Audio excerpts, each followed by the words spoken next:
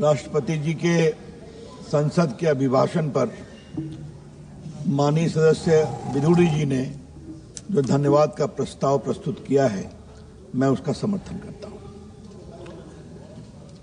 75 वर्ष भारत के संविधान के हो गए और महामहिम राष्ट्रपति संसद के दोनों सदनों को संबोधित करते हैं। बजट सत्र है, बाकी है, नया सत्र है, तो बहुत ही स्थापित परंपरा है। उपसभापति जी, सदन को यह बताना जरूरी है कि राष्ट्रपति भारत के सर्वोच्च संवैधानिक पद पर बैठते हैं या बैठती हैं। वो सेना के कमांडर इन चीफ भी होते हैं और भारत के संविधान के आर्टिकल 79 के मुताबिक वो संसद के पार्ट भी होते हैं। ये मुझे बताना बहुत जरूरी है। इस सदन में there shall be a parliament for the union of which shall consist of the president and 2 houses to be known respectively as council of states and house of the people, Lok Sabha और राज्यसभा। तो महामहिम राष्ट्रपति संसद के पार्ट है और हम सभी का नैतिक दायित्व है, संवैधानिक दायित्व है कि हम उनका सम्मान करें। महामहिम राष्ट्रपति जी द्रौपदी मुर्मू जी बहुत ही साधारण परिवार से आगे बढ़ी और अपनी मेहनत, शिक्षा, लगन और सेवा भाव से वो राज्यपाल बनी। और मैं कहना चाहूंगा, राज्यपाल से हटने के बाद वो अपने गांव चली गई। उनके परिवार में कई कष्ट हुआ। बेटियों को पढ़ाने के लिए उन्होंने स्कूल खोला और बाद में मुझे गर्व है भारत के प्रधानमंत्री पर कि एक वंचित आदिवासी समाज की एक योग्य नेत्री को भारत का राष्ट्रपति बनाया गया। और उस सभापति जी, मैं ये बात बहुत शालीनता से कहना चाहूंगा कि पिछले 2 वर्षों में जब से वो राष्ट्रपति हैं, उन्होंने अपनी गरिमा, अपनी शालीनता से राष्ट्रपति के पद को एक नई ऊंचाई दी है। ये मैं सदन में कहना चाहता हूं।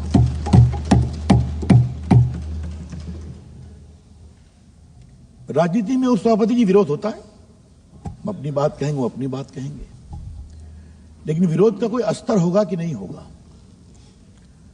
विरोध की कोई गरिमा होगी या नहीं होगी? और ये सवाल मैं बड़ी जिम्मेदारी से इस सदन में आज रखना चाहता हूं। महामहिम राष्ट्रपति के उस दिन के उद्बोधन के बाद एक विपक्ष की बड़ी पार्टी की बड़ी नेत्री ने क्या कहा उनके बारे में? पुअर लेडी, ये शब्द है क्या? क्या मतलब है इसका? आज मैं बहुत गंभीरता से ये विषय उठाना चाहता हूं।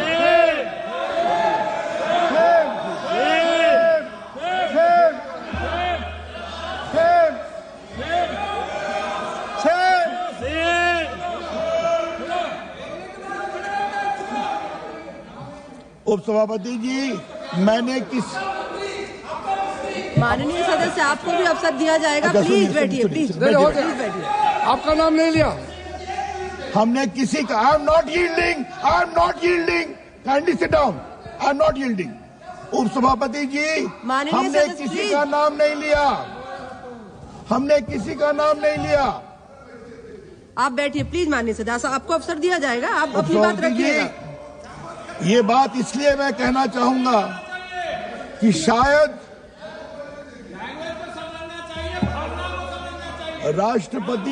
राष्ट्रपति भवन के द्वारा बोला है तो सुनना सीखो। शायद पहली बार एक प्रेस रिलीज करके उसका प्रतिकार करना पड़ा और मैं वो पढ़ना चाहता हूं। The president office believes it might be the case that these leaders have not acquainted themselves with the idiom and discourse in Indian language as Hindi and thus formed a wrong impression. In any case, such comments are in poor taste, unfortunate and entirely avoidable. मैंने जी के द्वारा जो टिप्पणी की गई है वो मेरे पास है, और मैं आज इस सदन के ऊपर अपने भाषण में महामहिम राष्ट्रपति जी के द्वारा जिम्मेवार लोगों के द्वारा जो टिप्पणी की गई है उसकी बहुत भर्त्सना करना चाहता हूं। ये गलत है, ये नहीं होना चाहिए था, और हम सबों को बहुत गर्व है महामहिम द्रौपदी मुर्मू जी पर, जिस तरह से उन्होंने आचरण किया, उन्होंने भाषण दिया।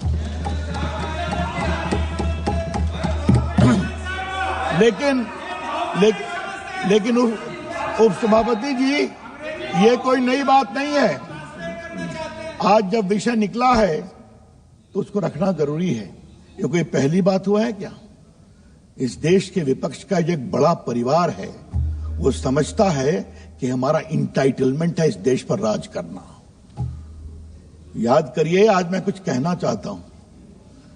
देश के प्रथम राष्ट्रपति डॉक्टर राजेंद्र प्रसाद के साथ क्या क्या व्यवहार किया गया था वो डॉक्यूमेंटेड है, आज मैं डॉक्यूमेंट रखूंगा। महान नेता थे वो देश के, मेरे अपने प्रांत बिहार से आते थे, और आज मैं सदन को बताना चाहता हूं, राजेंद्र प्रसाद साधारण परिवार से, छपरा के स्कूल से वो कलकत्ता बोर्ड में मैट्रिक में टॉप किए। मतलब आज के बिहार, आज के झारखंड, आज के बंगाल, आज के बांग्लादेश, आज के उड़ीसा और आज के आसाम में वो नंबर टॉप करके गए थे। ये थे राजेंद्र प्रसाद। कलकत्ता यूनिवर्सिटी में भी एलएलबी में टॉप, बी ऑनर्स में टॉप, बहुत बड़े वकील बने। पटना हाई कोर्ट में वकालत किया कलकत्ता के बाद। मुझे बताया लोगों ने 1920 में गांधी जी के कॉल पर उन्होंने वकालत छोड़ी, 20,000 पर महीना उनकी वकालत थी, त्याग कर दिया, और बाद में जेल गए। और संविधान सभा के अध्यक्ष के रूप में जो उन्होंने काम किया, सब लोग कहते हैं संविधान बनाने में बड़ी महत्वपूर्ण भूमिका रही। पंडित जवाहरलाल नेहरू कभी उनको राष्ट्रपति नहीं बनाना चाहते थे। यस यस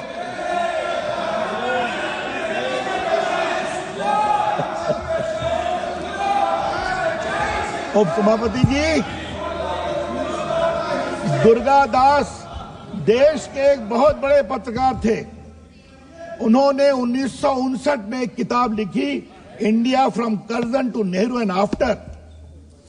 मैं इसके पेज चैप्टर 13 में इसका विस्तार से जिक्र है कि नेहरू जी 52 में उनको राष्ट्रपति नहीं बनाना चाहते थे, 57 में भी राष्ट्रपति नहीं बनाना चाहते थे, और दो व्यक्ति सरदार पटेल और मौलाना आजाद, इन दोनों ने कहा है। बैठिए बैठिए सर, ये दुर्गादास जी देश के बड़े पत्रकार थे, और सर एक बात और जाने सर, ये बहुत जरूरी है सर। डॉक्टर राजेंद्र प्रसाद का निधन 63 में हुआ। उस समय भारत के राष्ट्रपति राधाकृष्णन थे। उन्होंने कहा नेहरू जी से कि मैं पटना जाना चाहता हूं, उनके अंतिम संस्कार में आप भी चलिए। नेहरू जी ने कहा मैं राजस्थान जा रहा हूं फंड कलेक्शन करने के लिए, मैं नहीं जाऊंगा और आपको भी नहीं जाना चाहिए।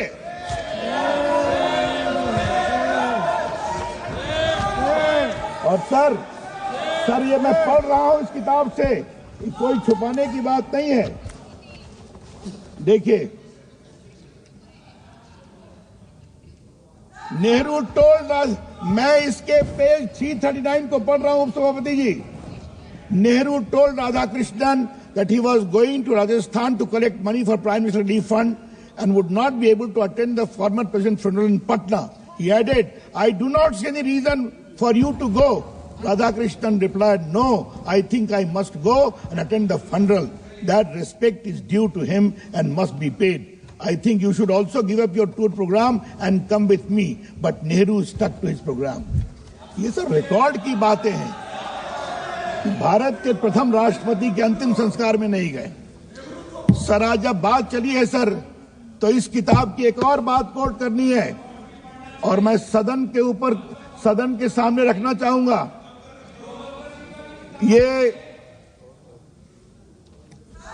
मौलाना आजाद के साथ दुर्गादास हर रविवार को कॉफी पीते थे, और सर उन्होंने अपने मरने के 2 साल पहले एक बात कही थी, क्योंकि हर संडे को दुर्गादास उनसे मिलते थे।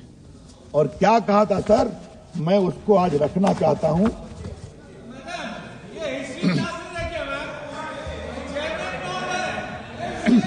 But Azad revised his opinion of Nehru in the last 2 years of his life.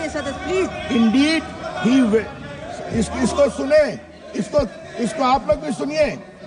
Indeed, he went to the extent of expressing regret for being unfair to Patel and asserting that he was sure that the country would have been better off if Sardar Vallabhbhai Patel had been the Prime Minister. What motivated this change? Toward the end of his life, Azad realized the best protection for Muslims was the goodwill of Hindus and a strong government. He told me he had come to the conclusion that Nehru policies has weakened the administration. ये सब 60 साल पहले की किताब में पढ़ रहा हूं।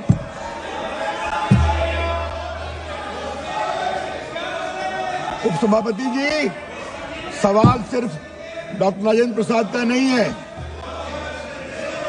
याद करिए, फखरुद्दीन अली अहमद थे भारत के राष्ट्रपति। इमरजेंसी लगाई गई थी, हम लोगों ने संघर्ष किया था और उनको बिना कैबिनेट के अप्रूवल के इमरजेंसी को साइन करवाया गया।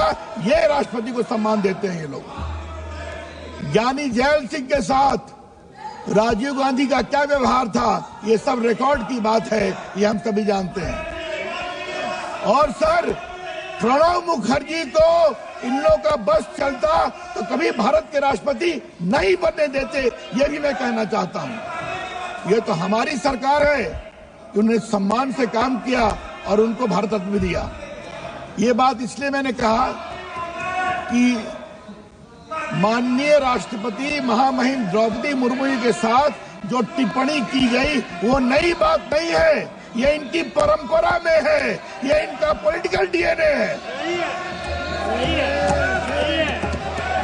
हाँ?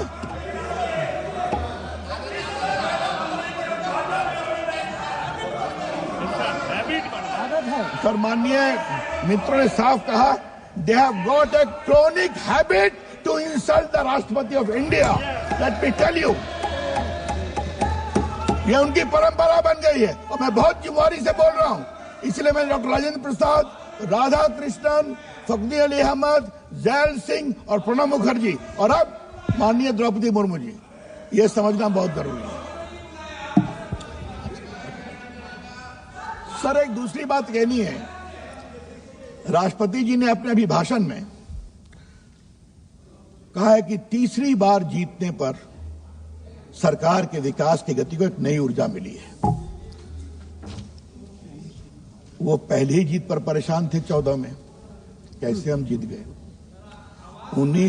19 में और परेशान हो गए, अब तीसरी बार जीत गए तो कहे कि साहब कमजोर हो गए। तो जनता ने जवाब दिया तो हरियाणा में कस के पिट गए। उसके बाद जनता को लगा नहीं मोदी जी को और मजबूत करना है तो महाराष्ट्र में और कस के पिट गए। अब 8 तारीख को दिल्ली की बारी है।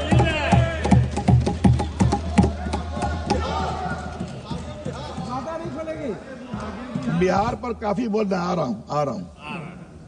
सर, इतना सिमटते जा रहे हैं उपसभापति जी, इतना सिमट गए हैं, फिर भी वही अहंकार है, वही गुरूर है।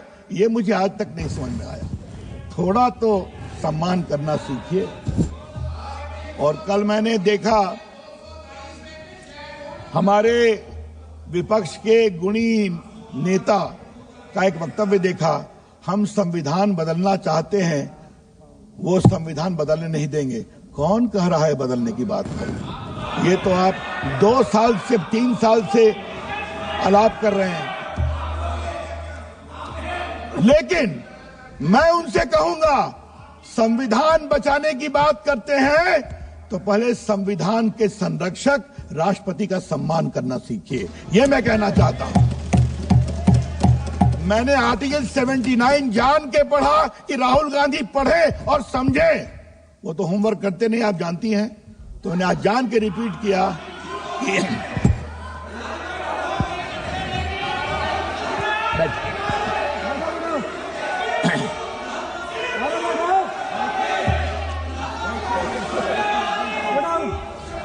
उपसभापति जी, तो एक नई ऊर्जा की बात माननीय राष्ट्रपति जी ने की है।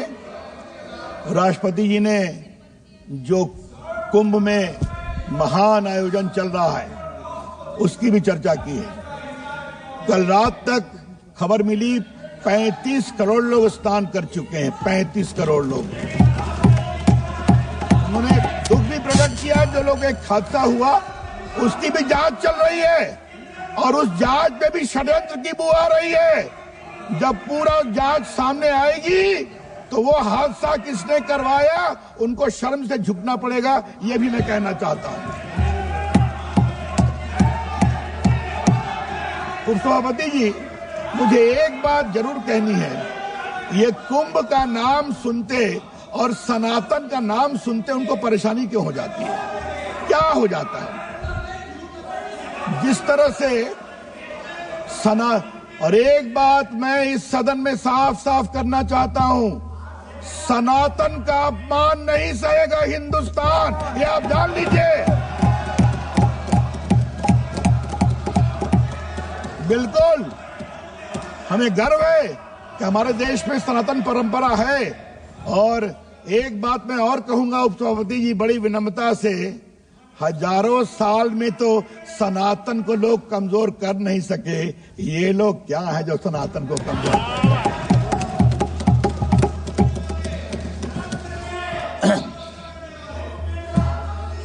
उपसभापति जी, नई ऊर्जा की बात की है।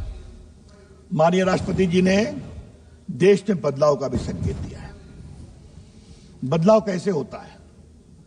कुछ लोग बदलाव की बात करते हैं और कुछ लोग बदलाव की बात नहीं करते, बदलाव को करके दिखाते हैं, ये अंतर है। उधर से कहा गया था ना, गरीबी हटाओ, बहुत बड़ा नारा चला था, क्या हुआ? और यहां पर अगर मोदी जी ने कहा कि मेरी सरकार गरीबों के लिए जिएगी, किसानों के लिए जिएगी, तो करके दिखाया। और राष्ट्रपति जी ने अपने अभिभाषण में उसकी चर्चा की है। 80 करोड़ लोगों को खाना मिल रहा है कि नहीं, कितने वर्षों से मिल रहा है, सैकड़ों की संख्या में शौचालय बने हैं कि नहीं, किसानों के अकाउंट में 41,000 करोड़ रुपया 11 करोड़ किसानों के अकाउंट में जाता है या नहीं जाता? जाता है। आज गांव की सड़कें बनी है या नहीं बनी है? बनी है।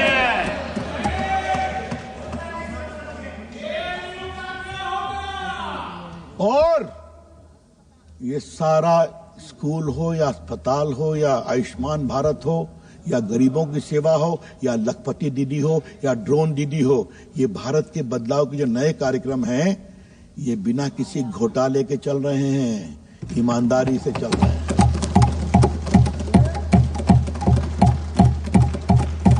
जब 14 में मोदी जी की सरकार आई थी, पहली बार जिसका जिक्र माननीय राष्ट्रपति जी ने किया है, तो उस समय क्या था उपसभापति जी? मैं उस समय उस हाउस में था। हमने कहा कि अब 1-2 घोटाला हो गया, थोड़ा शांति हो, फिर नया घोटाला आ गया। कभी कोयला घोटाला है, कभी 2G घोटाला है, कभी कॉमनवेल्थ घोटाला है, कभी आपके वो भी है अंतरिक्ष देवास घोटाला। उपसभापति जी, हम लोग पंच तत्व से मिल, हम लोग, ये शरीर पंच तत्व से बनता है ना।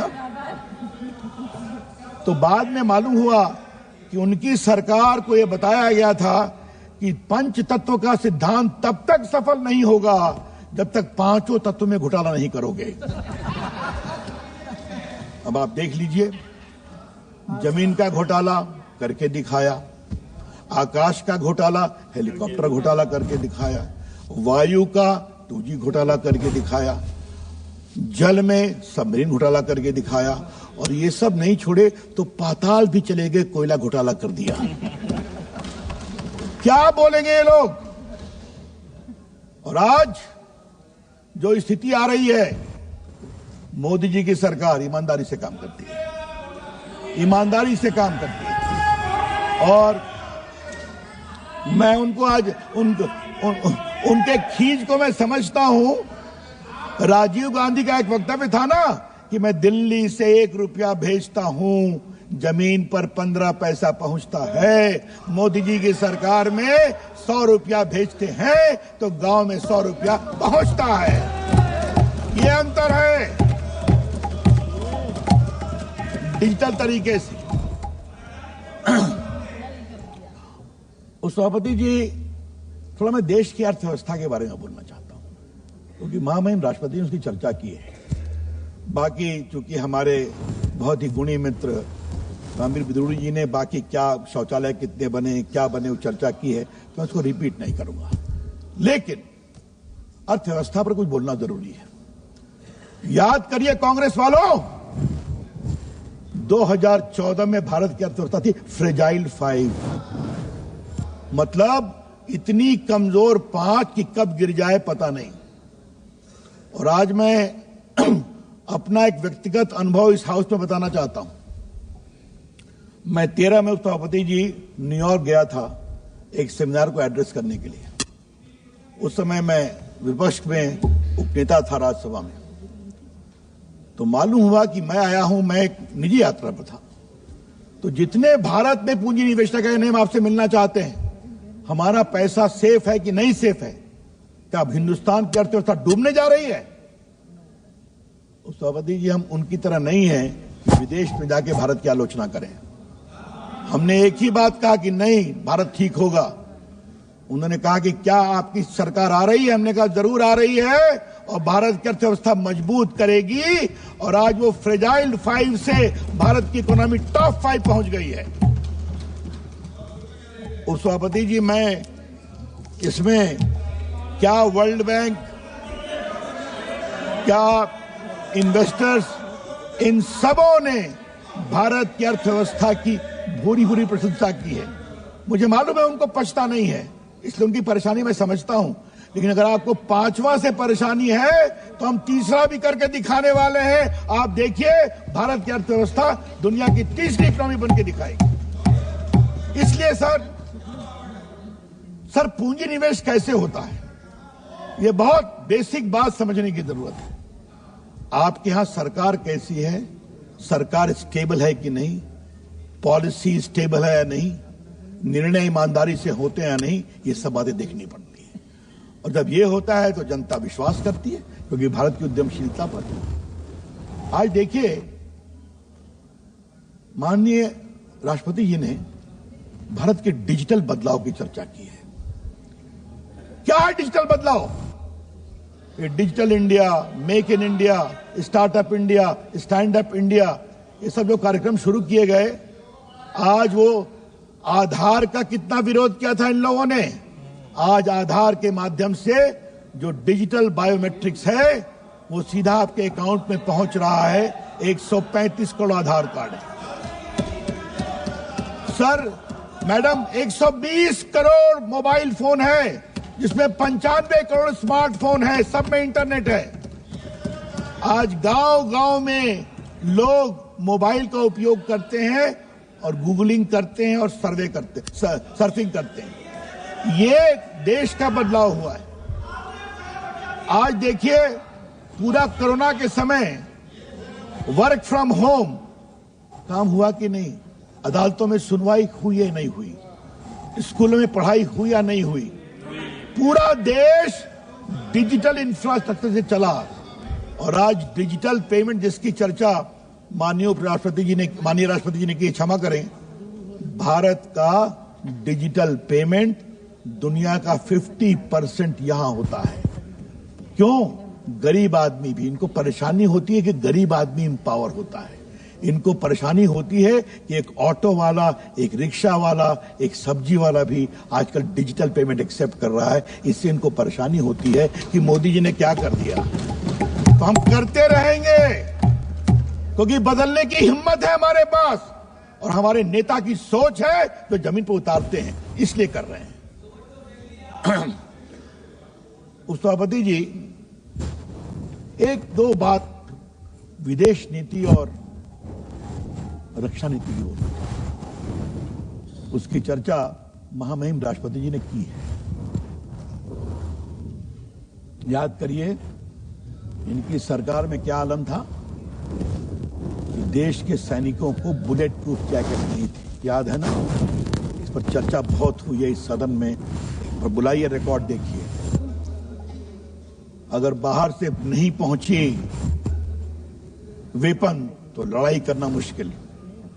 आज मोदी जी की अगुवाई में जो माननीय राष्ट्रपति जी ने कहा है, भारत में यह हाल है कि हम भारत में मेड इन इंडिया डिफेंस ही नहीं बना रहे हैं, उसको बाहर एक्सपोर्ट भी कर रहे हैं लगभग 20,000 करोड़ रुपए का।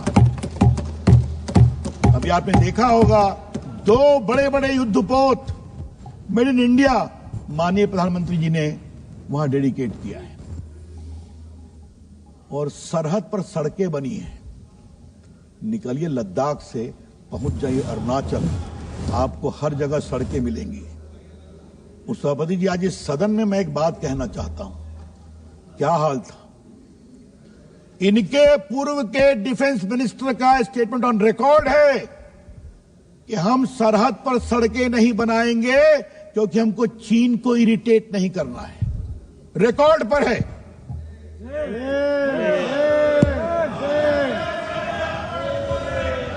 अब देखिए, बस अच्छा बैठिए।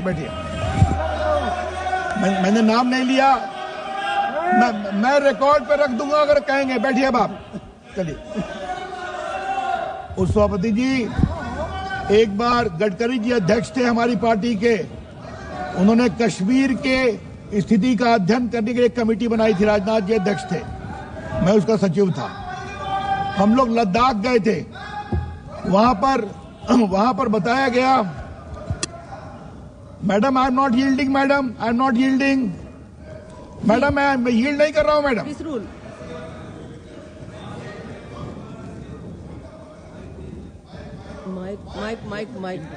माइक मैडम मैंने यील्ड नहीं किया।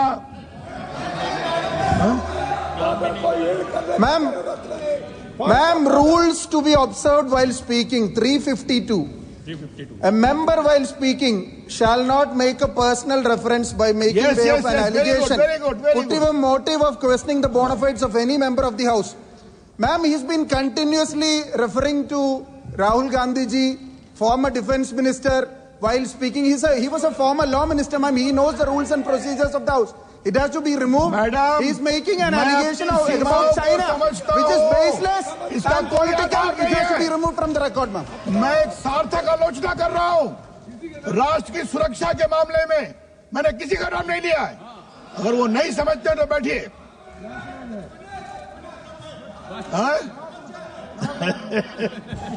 उपसभापति जी, तो हम लोग गए थे लद्दाख, तो वहां मालूम हुआ कि वहां पर मुखिया लोगों ने कहा कि हमारी ग्रामीण सड़कें नहीं बनती है। क्यों नहीं बनती हैं?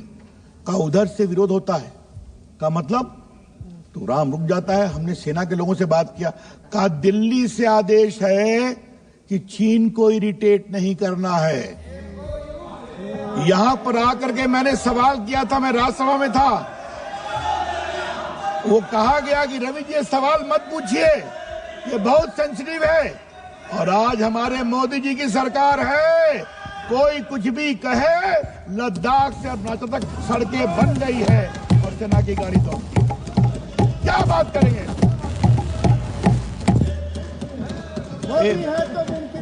एक पिटाई किया उरी में और फिर दूसरी पिटाई किया। और किसी की अब हिम्मत है क्या? कोई मुंबई और दिल्ली के हमलों का कोई हिम्मत कर सकता है क्या? हम शांति में, हम पुलवामा में अटैक हुआ तो पिटाई भी करके ठंडा कर दिया, ये हिम्मत है हमारी।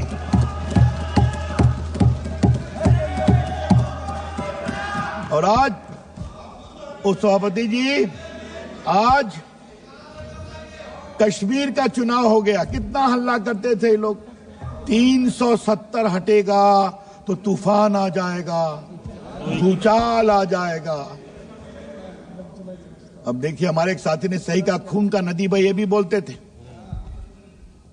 आज मुझे गर्व है अपने नेता नरेंद्र मोदी जी के लीडरशिप पर।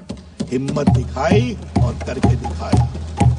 और आज मैं गृह मंत्री माननीय अमित शाह जी का भी अभिनंदन करना चाहूंगा, जिस हिम्मत के साथ उन्होंने पूरे मामले को क्रियान्वित किया। कितनी शांति है, देखा आपने? जिस लाल चौक पर पाकिस्तान का झंडा लहरता था, आज वहां तिरंगा लहरता है और भारत माता की जय हो।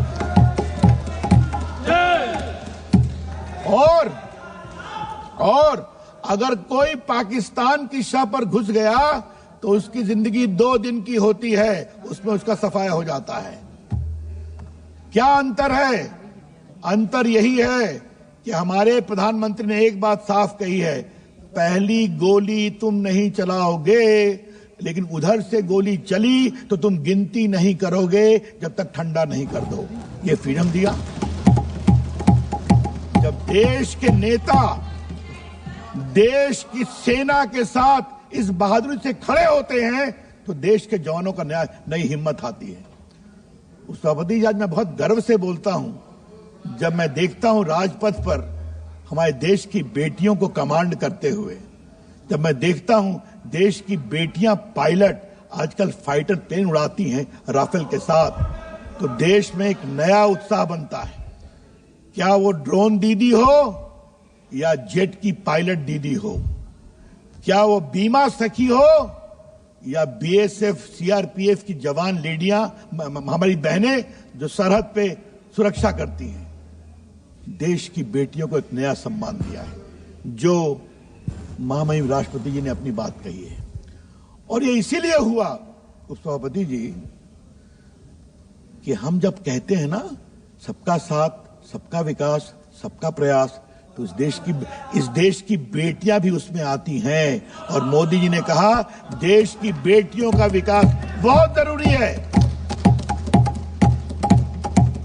और सर यही सोच थी कि एक वंचित समाज की अपनी नेत्री द्रौपदी मुर्मू जी को भारत का राष्ट्रपति बनाया गया। ये भी उसी सोच का परिणाम है। चलो क्या बात करेंगे हम लोगों से, देश का बदलाव कैसे होता है ये हमने करके दिखाया है। क्या अर्थशास्त्र, क्या आपके सुरक्षा, क्या एम्पावरमेंट, क्या महिलाओं का एम्पावरमेंट, सभी क्षेत्रों में आप देखिए, क्या डिजिटल, सभी क्षेत्रों में इसे कहते हैं बदलाव। किसानों किसानी की बात तो बहुत की गई है, मैं उसको दोहराऊंगा नहीं, लेकिन किसानों के बारे में हम लोग की सोच क्या है?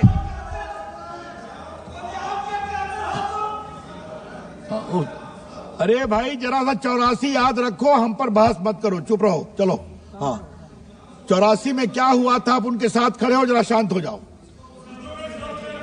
उपसभापति जी, मैं आपसे एक बात तो कहना चाहूंगा, और ये बात बहुत ही महत्वपूर्ण है बताना, कि सबकी चिंता की गई कि नहीं।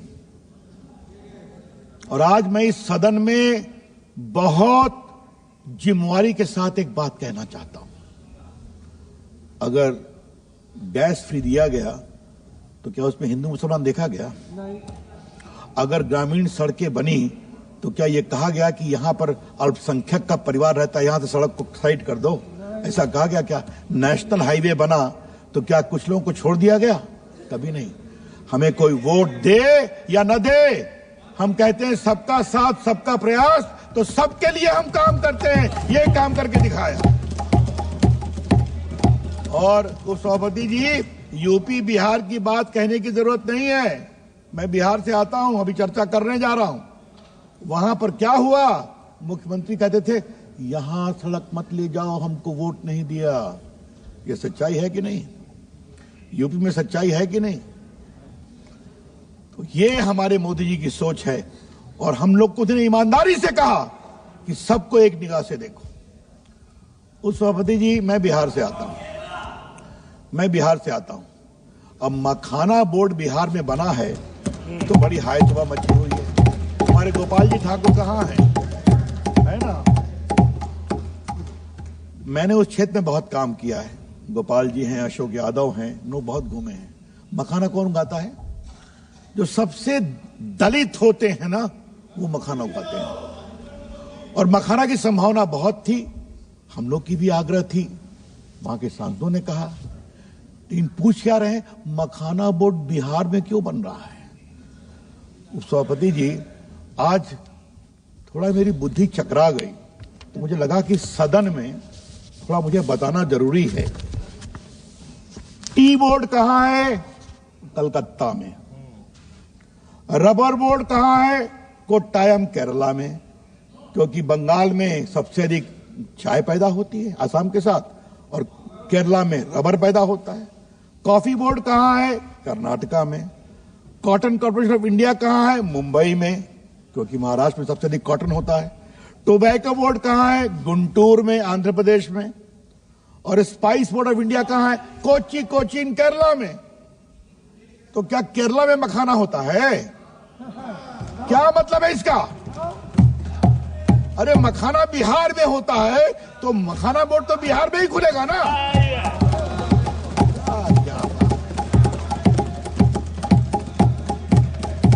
तो सभापति जी, एक नारा हम लोग सुनते थे बचपन में, पढ़ना लिखना सीखो। तो मैं आज कहूंगा, कांग्रेस के मेरे मित्रों, होमवर्क करना सीखो, पढ़ना लिखना सीखो।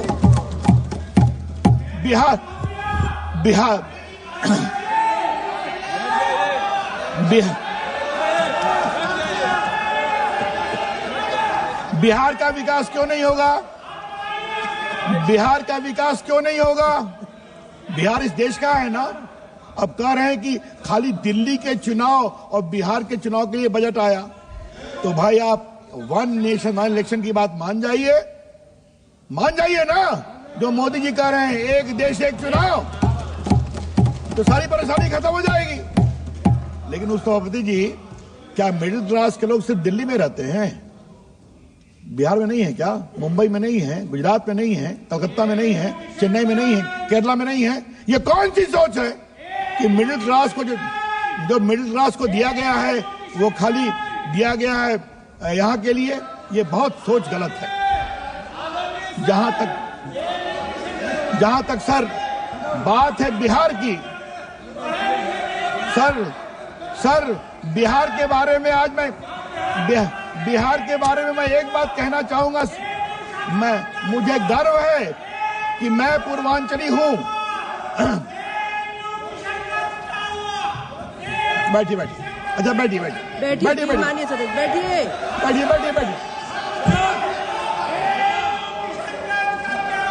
सभापति जी, माननीय राष्ट्रपति जी ने अपने भाषण में पूर्वोत्तर के विकास की चर्चा की है और पूर्वोदय की भी चर्चा की है। और मुझे गर्व है कि मैं भारतीय हूं, और मुझे गर्व है कि मैं बिहारी हूं और पटना का सांसद हूं। विकास होना चाहिए, सबका विकास होना चाहिए। और आज जो लोग कह रहे हैं, तो मेरा एक और परिचय है माननीय उपसभापति जी, कि मैं सांसद भी हूं, पेशे से वकील भी हूं। मुझे प्रभु राम लल्ला और हिंदुओं का केस अयोध्या में बहस करने का सौभाग्य मिला हाईकोर्ट लखनऊ बेंच में। और चारा घोटाला, अलकतरा घोटाला में सीबीआई इंक्वायरी कराने वाला वकील भी मैं ही हूं। स्वर्गीय सुशील मोदी हमारे पिटिशनर थे।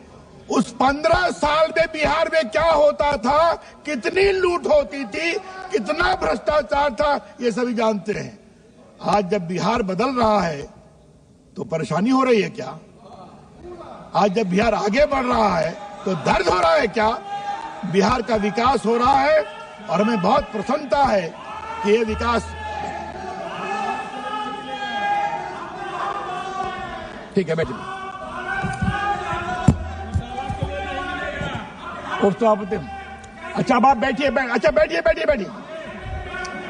उपसभापति जी, आज इस पूर्वांचल से बाबू कुंवर सिंह आते हैं, पूर्वांचल से विद्यापति आते हैं, इसी पूर्वांचल से भिखारी ठाकुर आते हैं, इसी पूर्वांचल से स्वर्गीय राजेंद्र प्रसाद, लोकनायक जयप्रकाश नारायण आते हैं, इसी पूर्वांचल से रामधारी सिंह दिनकर आते हैं, और इसी पूर्वांचल से भारत रत्न गरीबों के मसीहा कर्पूरी ठाकुर आते हैं जिन्होंने विकास का काम किया है।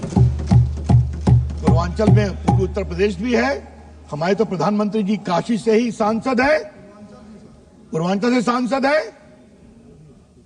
बैठे हुए हैं सब पूर्वांचल से। हाँ साहब धन्यवाद। और हमारे धर्मेंद्र यादव जी कहां बैठे हुए हैं कि गायब हो गए?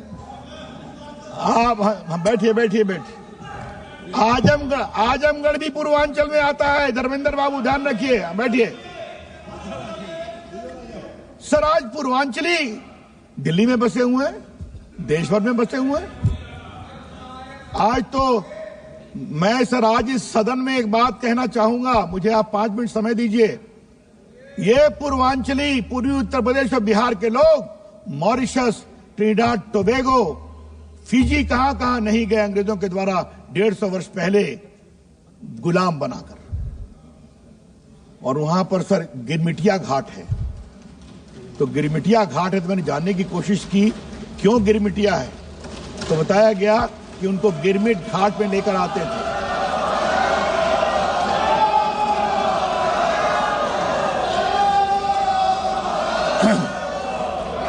आज उस संघर्ष से वहां राष्ट्रपति प्रधानमंत्री बने। तो हमें उस पूर्वांचलियों का हमें सम्मान करना चाहिए। तो आज जो ये पूर्वांचलियों को लेकर कुछ लोगों के मन में परेशानी है, भारत का भी विकास होगा, नॉर्थ ईस्ट का भी विकास होगा और पूर्व उदय भी होगा, ये महामहिम राष्ट्रपति जी ने एक बात कही है। एक अंतिम बात जो मुझे कहनी है सभापति जी, सरदार पटेल के 150 वर्ष पूरे हो गए, उनकी जयंती हम मना रहे हैं। हमने क्या उनके साथ न्याय किया? क्या बड़े सम्मान से महामहिम राष्ट्रपति ने उनको याद किया है। और मैंने कई चीजें पढ़ी दुर्गादास की किताब से और मैं फिर रिपीट करना चाहूंगा। सरदार पटेल मरे 1950 में, उनको भारत रत्न मिला 1991 में। क्यों? देश के रत्न थे। 550 रियायतों में एक को छोड़कर बाकी सब रियासतें सरदार पटेल ने हैंडल किया, वहां कोई समस्या नहीं है। एक नेहरू जी ने हैंडल किया कश्मीर को, नरेंद्र मोदी को आना पड़ा उसको संभालने के लिए, और आज वो वहां चुनाव होकर जुड़ा।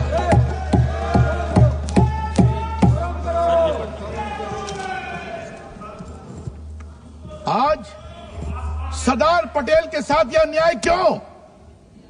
आज मैं उनके 150वीं जयंती पर यह बात उठाना चाहूंगा। माननीय स्पीकर सर, इस बात को समझना बहुत जरूरी है कि 91 में कौन थे भारत के प्रधानमंत्री? नरसिम्हा राव। अगर 91 में परिवार के लोग प्रधानमंत्री होते तो फिर भी यह काम नहीं होता। ये काम अटल बिहारी वाजपेयी को ही करना पड़ता। मौलाना आजाद मरे 1959 में, एक महान देशभक्त। उनको आपने नहीं दिया भारत रत्न, क्यों नहीं दिया? आपने बीच में बहुतों को दिया, चलिए हमें कोई आपत्ति नहीं है, लेकिन सरदार पटेल को क्यों नहीं? मौलाना आजाद को क्यों नहीं?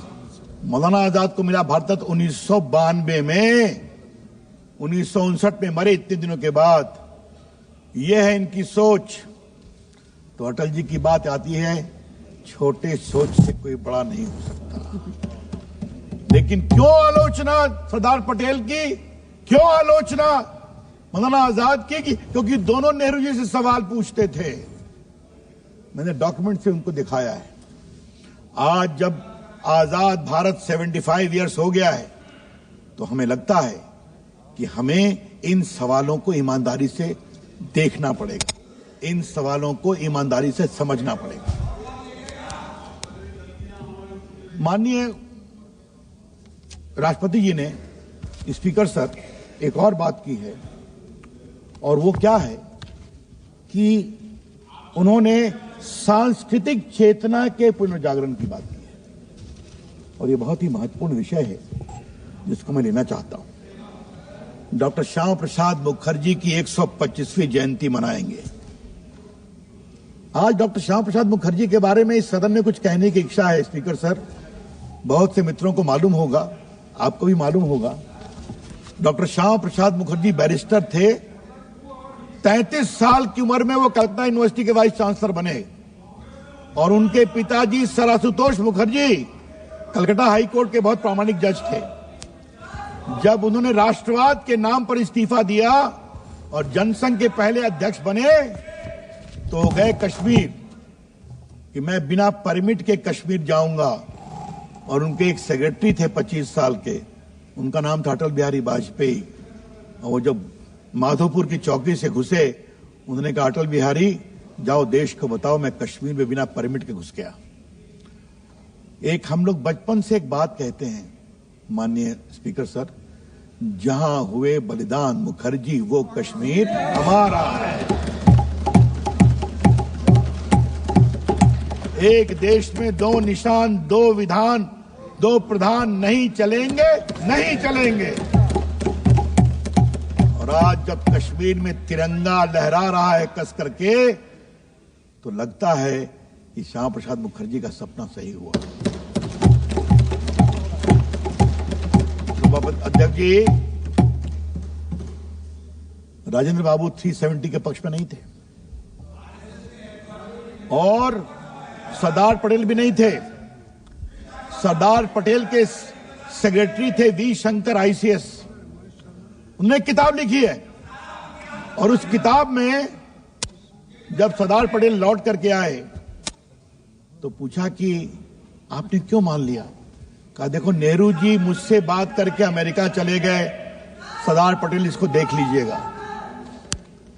अब गोपाल स्वामी अयंगर ने इसको मूव किया, सारे कांग्रेसी खिलाफ में थे। सुनिए आप, ये क्यों कर रहे हैं हम?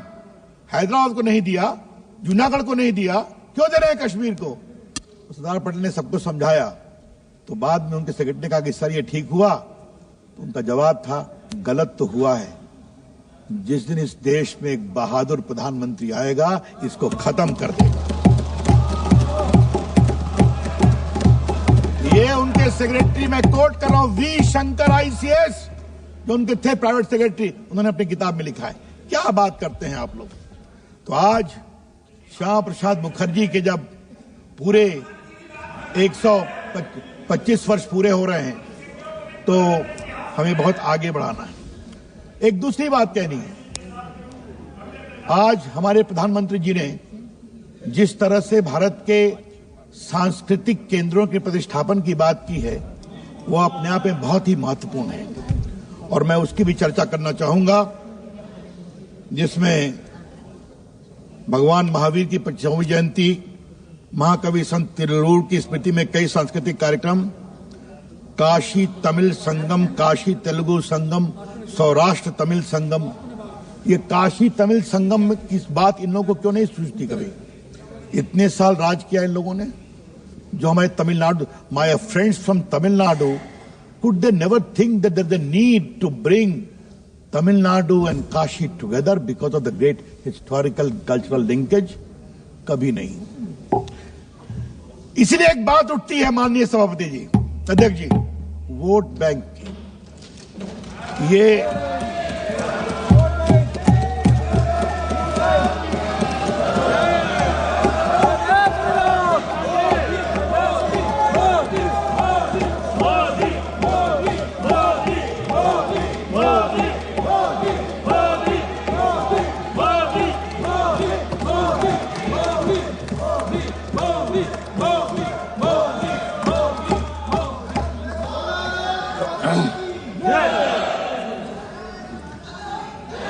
स्पीकर सर, ये वोट बैंक की पॉलिटिक्स कब तक चलेगी? 3 तलाक तो वोट बैंक, वक्फ की बात तो वोट बैंक, हार गए, सिमटते जा रहे हैं, फिर भी वोट बैंक। और मैं तो कांग्रेस के लोगों से एक बात कहना चाहूंगा, बिहार से मैं आता हूं, 90 में स्वर्गीय मुलायम सिंह के पीछे चली कांग्रेस यूपी में और लालू प्रसाद पे चली बिहार में। आज कितने साल हो गए सर? 25 और 10 35 साल। 35 साल में वो कहां पहुंच गए और आप कहां से कहां पहुंच गए। कभी सोचते हैं कि वोट बैंक पर विचार करना चाहिए? और विपक्ष के नेता बैठे हुए हैं, आप कहां पहुंच गए और हम कहां पहुंच गए, ये भी देखिए। ये देश कैसे बदल रहा है, इसको समझिए। और ये देश अब राष्ट्रवाद पे चलेगा। ये देश अब सांस्कृतिक राष्ट्रवाद की अवधारणा से प्रेरित होकर चलेगा। ये देश राष्ट्रीय सुरक्षा को मजबूत करके चलेगा। ये देश भारत को दुनिया की एक बड़ी ताकत बनाना चाहता है और बनकर रहेगा। सर उनको एक बात समझ में नहीं आती है, दुनिया कैसे बदल रही है। जितने भी गल्फ कंट्री के लोग हैं, सबों ने अपने देश का सर्वोच्चतम अवार्ड भारत रत्न का हमारे प्रधानमंत्री को दिया है, प्रेम से दिया है, उनके काम के कारण दिया है। फिर भी क्या संकेत है सर? वो एक गाना है ना, मुझे याद आता है, समझने वाले समझ गए हैं, ना समझे वो अब नहीं। कब समझेंगे? ये वोट बैंक के कीचड़ की दलदल में फंसी हुई हिंदुस्तान की राजनीति को बदलना जरूरी है। देशभक्तों की बिना विभेद के, बिना किसी डिस्क्रिमिनेशन के। और अभी देखें, हमारे प्रधानमंत्री ने हिम्मत दिखाई है वक्फ बोर्ड का। सर आपको बताऊं, मैं वक्फ बोर्ड की एक कहानी खत्म करके अपना भाषण समाप्त करूंगा। ये वक्फ की संपत्ति का क्या अत्याचार होता है। हमारे पटना कॉन्स्टिट्यूंसी के शहर में सर एक क्षेत्र बड़ा 2 एकड़ का प्लॉट है सर वहां अर्घ होता है छठ पर सर। उसके बदले में कब्रिस्तान की जमीन अंग्रेजों ने 1920 में दे दी। 20 में वहां कब्रिस्तान है, फिर भी दावा क्या है? ये तो वक्फ है सर। और सर हाई कोर्ट में गया तो सरकार ने कहा ये वक्फ की जमीन नहीं है। तो फिर ट्राइब्यूनल ने बिना किसी नोटिस के डिक्लेयर कर दिया है वक्फ की जमीन है। लड़ाई चल रही है। अरे भैया, वक्फ एक बहुत पावन चीज है। ईमानदारी से जो देते हैं अपनी संपत्ति को, वो अल्लाह के नाम पर उसका सदुपयोग करिए, दुरुपयोग मत करिए। और दुरुपयोग होगा तो वक्फ का कानून आएगा, जो आ रहा है ईमानदारी से, ये समझिए।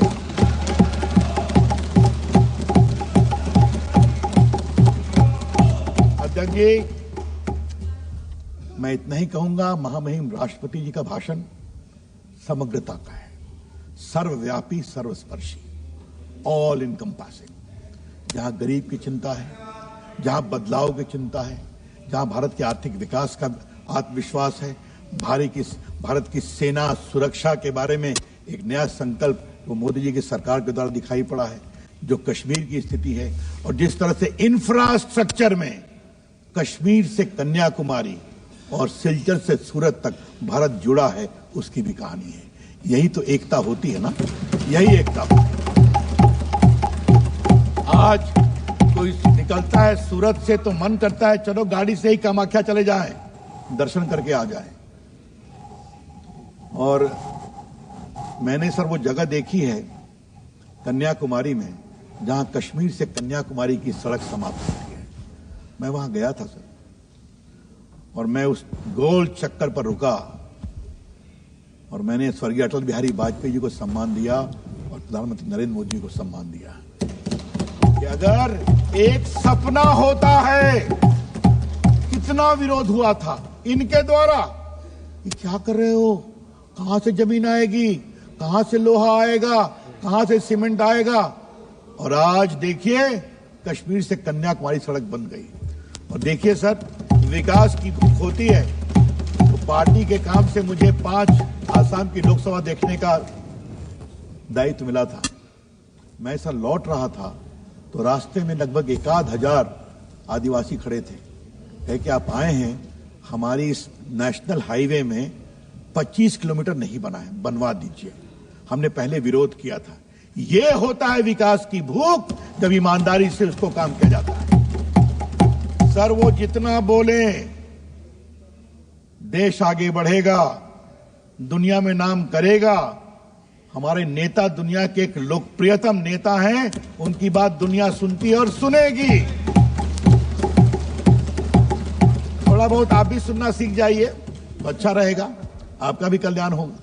लेकिन एक बात मैं कहूंगा सर, जितना भी विरोध करें, देश अब सकारात्मक सोच, रचनात्मक सोच, भारतीय संस्कार, भारतीय प्रेरणा, भारतीय संस्कृति के साथ चल पड़ा है और रुकने वाला नहीं है। इस पूरे राष्ट्रपति जी के भाषण में उसका बहुत बड़ा जिक्र है। सर, आपने मुझे समय दिया सर, इसके लिए मैं कृतज्ञ हूं और अपने इन्हीं शब्दों के साथ मैं महामहिम राष्ट्रपति जी को बहुत सम्मान के साथ साधुवाद देता हूं, उन्हें संबोधित किया। बहुत बहुत धन्यवाद।